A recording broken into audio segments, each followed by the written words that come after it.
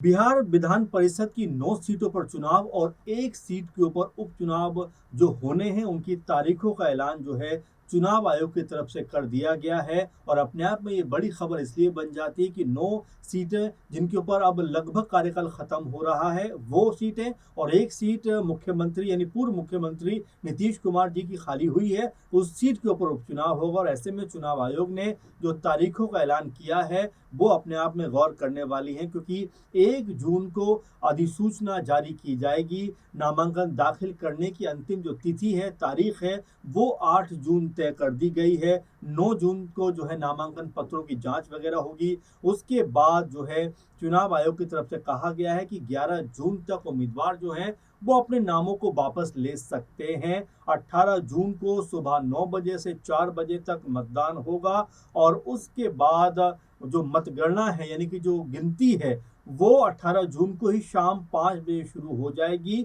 और कह सकते हैं कि इसके बाद रिजल्ट सामने आ सकते हैं। तो अब बिहार विधान परिषद के लिए जो चुनावों की अटकलें लगाई जा रही थी, कब चुनाव होंगे कब चुनाव होंगे, क्योंकि लगभग जो 9 ऐसे जो विधान परिषद के जो सदस्य हैं, एमएलसी हैं, जिनका कार्यकाल जो 28 जून तक खत्म हो रहा है। इसके अलावा जो 10वीं सीट है, जैसा हमने शुरू में आपको बताया, वो नीतीश कुमार के जो पूर्व मुख्यमंत्री हैं उनके राज्यसभा जाने के बाद खाली हुई है। तो ऐसे में 10 सीटों के ऊपर चुनाव होना है। अगर इनमें से हम सीटों का आकलन करें तो नजर आता है कि इनमें फिलहाल 5 सीटें जेडीयू की तरफ हैं, 2 बीजेपी के पास हैं, आरजेडी के पास भी 2 सीटें थीं, और एक सीट कांग्रेस पार्टी के पास थी। अब अगर हम जो 9 सीटें खाली हो रही हैं उनके बारे में बात करें तो उनके नाम इस तरीके से हैं। इनमें गुलाम गौस हैं, कुमुद वर्मा हैं, मोहम्मद फारूक हैं, भगवान सिंह कुशवाहा हैं,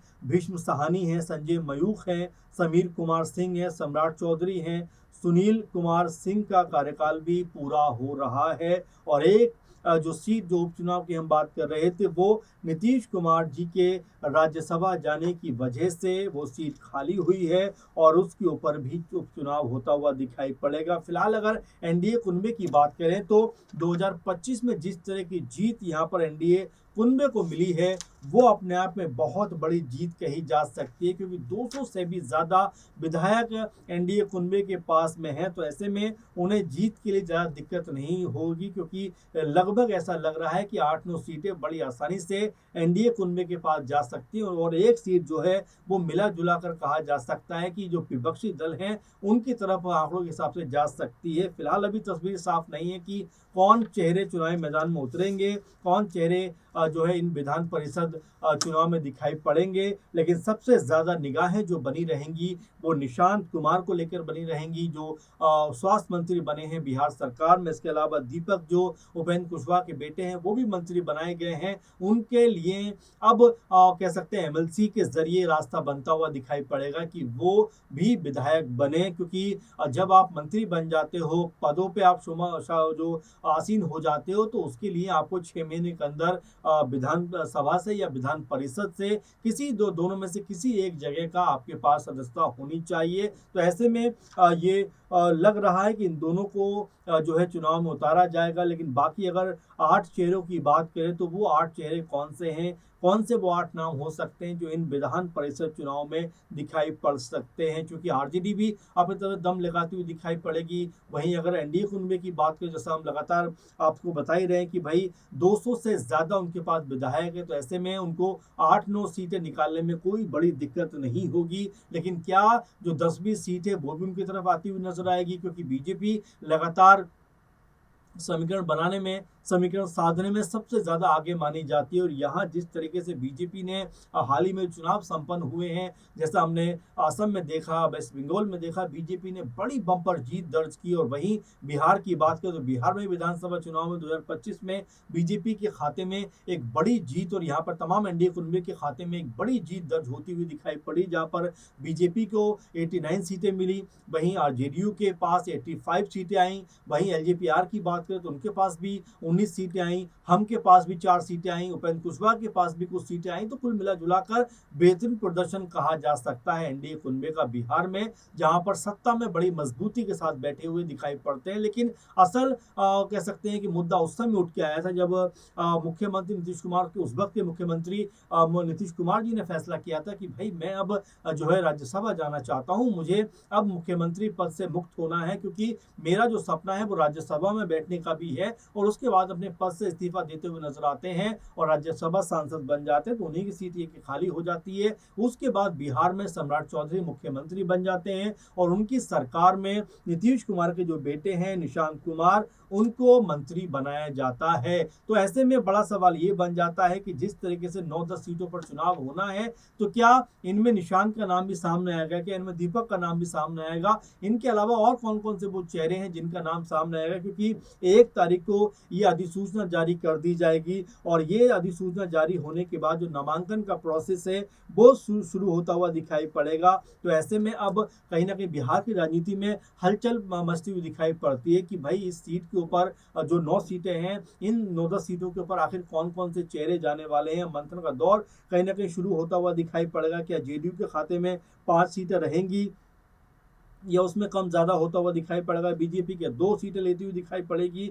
और इसके अलावा अगर 5 और 2 7 हो जाती हैं, वहीं अगर एलजेपीआर की बात करें तो क्या वो भी 1 से 2 सीटें लेते हुए दिखाई पड़ेंगे। हम पार्टी की बात करें तो क्या उनके खाते में भी 1 आध सीट आएगी। तो अभी जो 8, 9, 10 सीटों का समीकरण है धीरे धीरे बनता हुआ दिखाई पड़ेगा कि भाई जो पार्टियां हैं जो एनडीए कुनबे के अंदर शामिल हैं, उनको कितनी कितनी भागीदारी मिलती है। और जैसा हमने आपको बताया कि 5 जो विधानसभा सीटें हैं अब की, जिनके ऊपर जेडीयू के जो सदस्य हैं वो काबिज हैं, तो ऐसे में अगर ये पद खाली हो रहे हैं 28 जून को, तो आखिर इनमें से कितने चेहरे या कितने नाम जेडीयू की तरफ से होंगे, अपने आप में बड़ा सवाल ये बन जाता है। क्योंकि जेडीयू के पास भी इस समय अच्छी खासी सीटें हैं और जाहिर बात है कि वो बीजेपी से भले ही 5 सीटें कम हो, लेकिन लगभग बराबरी पर रहना चाहती होगी। अगर बीजेपी यहाँ पर 3 से 4 सीटें चाहेगी तो कम से कम 4 सीटों पर जेडीयू भी अपने प्रत्याशी उतारेगी और इस तरह से आंकड़ा 7-8 का बनता हुआ दिखाई पड़ेगा। वहीं एलजेपीआर की बात करें तो अगर 1 सीट पर वो उतारते हैं और 1 आध सीट अगर हमको मिलती है, तो तकरीबन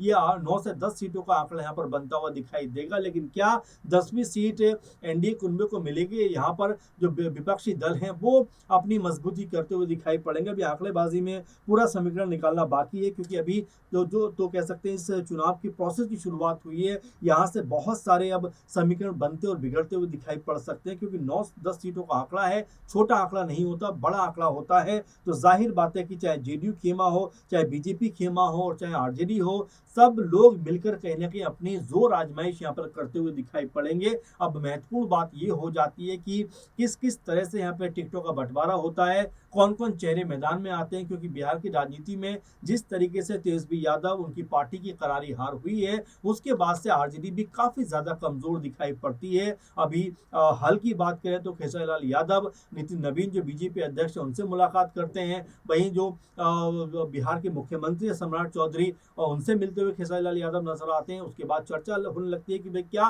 खेसारी लाल यादव भी अब आरजेडी का दामन छुड़ाकर क्या बीजेपी का होना चाहते हैं, ये अपने आप बड़ा सवाल है। वहीं रितु जायसवाल की बात करें, बड़ी चेहरा मानी जाती थी, बिहार महिला प्रकोष्ठ की अध्यक्ष भी थी, वो अचानक से आरजेडी का दामन छोड़ती हैं और आज उन्होंने भी बीजेपी की जो सदस्यता है वो उन्होंने हासिल कर ली है। तो ऐसे में कई सवाल हो जाते हैं कि वाकई में क्या अब यहाँ से बीजेपी और तमाम एनडीए कुनबा जो है वो खुद को मजबूत करता हुआ दिखाई पड़ेगा, क्या और ज्यादा ताकतवर होता हुआ दिखाई देगा। क्योंकि यहाँ पर जो आरजेडी लगातार कमजोर हुई है, क्योंकि 25 विधायक उनके नजर आते हैं, तो जाहिर बात है कि पहले के मुकाबले उनकी सीटों में आधे से भी ज्यादा का अंतर आ गया है। हालांकि वोट बैंक के मामले में देखा जाए तो उनका बहुत गिरावट नहीं हुई है, लेकिन सीटों के मामले में कहा जा सकता है कि आरजेडी के लिहाज से बहुत ज्यादा इसमें कमी देखी जा रही है। आप देखेंगे 2020 में आरजेडी के पास तकरीबन 75-76 अपने विधायक और 3-4 उनके पास जो